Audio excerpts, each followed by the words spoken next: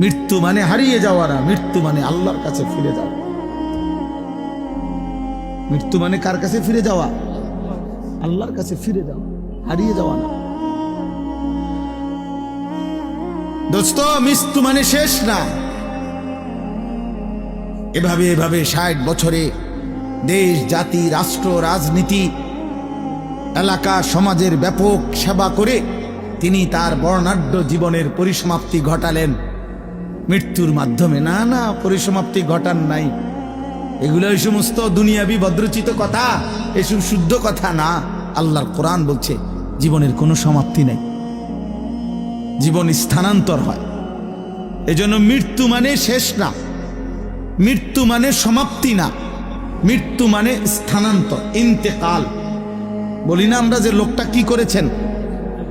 ইন্তেকাল করেছেন। এই ইন্তেকাল মানে কি? এই ইন্তেকাল শব্দের অর্থ হল স্থানান্তর। লোকটা জায়গা লাগছে আর কি, সে জায়গা লাগছে। ছিল মাটির উপরে, এখন গেছে মাটির নিচে।